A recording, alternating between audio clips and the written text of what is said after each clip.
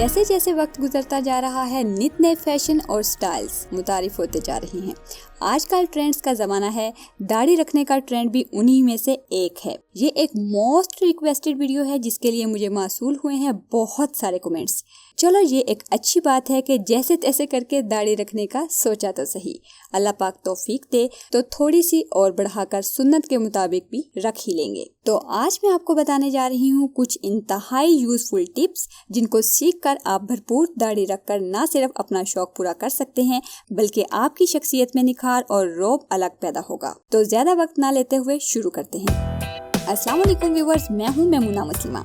इस वीडियो के लिए मैं एम करती हूँ 1359 लाइक्स। मेरे प्रीवियस टारगेट को पूरा करने के लिए थैंक यू सो मच। उम्मीद है ये भी आपके लिए कोई बड़ा मसला नहीं।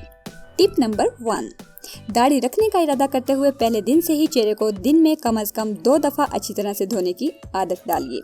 5 वक्त नमाज पढ़िए तो सबसे अच्छा है, चेहरा खुद ब खुद ही धुल जाएगा। चेहरा धोने के लिए कोई अपनी स्किन टाइप को मद्देनजर रखते हुए कोई अच्छा फेस वॉश जरूर इस्तेमाल कीजिए। फेस वॉश की समझ ना आए तो YouTube सर्च बार में लिखिए मैन फेस वॉश मेमुना। मेरी एक पुरानी वीडियो आपको एक अच्छा आइडिया देने के लिए मिल जाएगी। इससे आपकी डर्ट भी रिमूव होगी और स्किन एक्सफोलिएट भी होती रहेगी। टिप नंबर 2, फेस वॉश के साथ साथ आपको अपनी फेयरनेस और स्किन केयर का ख्याल रखना भी बहुत ज़रूरी है। उसके लिए कोई लाइट सा मॉइस्चराइज़र भी यूज़ कीजिए। मॉइस्चराइज़र का बेहतर आइडिया लेने के लिए सर्च बार में लिखिए मॉइस्चराइज़र मेमुना, वीडियो मिल जाएगी। इसके साथ साथ मार्केट से एक नॉर्मल सा क्लींजर भी ले आइए। घर में सिस्टर, छोटा भाई या वाइफ से रात को सोने से पहले क्लींजिंग जरूर करवाएं। इन 2 पहली टिप्स से हमें फायदा ये होगा कि स्किन साफ होने की वजह से पहले दिन से ही मैक्सिमम बाल निकलना शुरू हो जाएंगे और इनग्रोन हेयर नहीं होंगे। टिप नंबर 3, दाढ़ी को एक ही दफा मत बढ़ाइए बल्कि आहिस्ता आहिस्ता बढ़ने दें, क्योंकि तमाम बाल एक ही रफ्तार के साथ नहीं बढ़ते। इसलिए हर 10 दिन बाद हल्का हल्का तरशवाएं और गर्दन से खत जरूर करवाएं ताकि कहीं आप प्रेम रोगी न लगे। टिप नंबर 4, फेयर स्किन बालों की ग्रोथ और अच्छी सेहत के लिए हर जगह प्रेफर किया जाता है कि अच्छी और भरपूर नींद लें और ज्यादा पानी पिएं।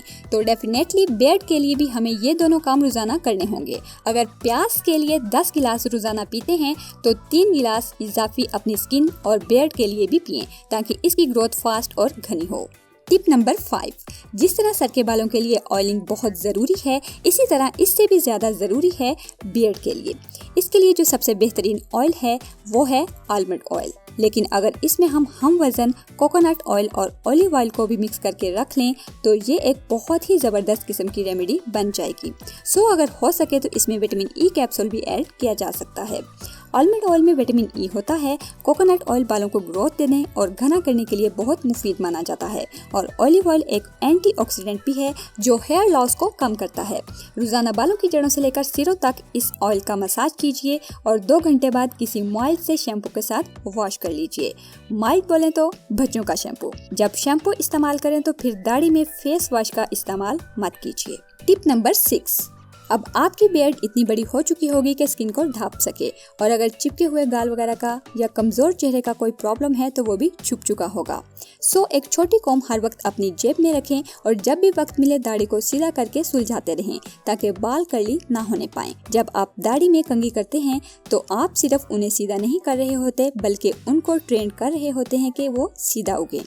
नहा कर या मुंह धोकर आए तो फिर इसे कॉम्ब जरूर करें ताकि बाल खुश्क होकर अकड़े नहीं। मार्केट से बियर्ड लोशन या बियर्ड मॉइस्चराइजर भी मिल जाते हैं। अगर नहीं तो मैंने जो ऑयल बताया था टिप नंबर 5 में वो यूज करें। एटिकेट्स को मलहूज़े खातिर रखते हुए पॉकेट में एक रुमाल जरूर रखिए, क्योंकि बाहर कोई चीज खाएं तो ना चाहते हुए भी दाढ़ी के बालों में कोई चीज लग ही जाती है।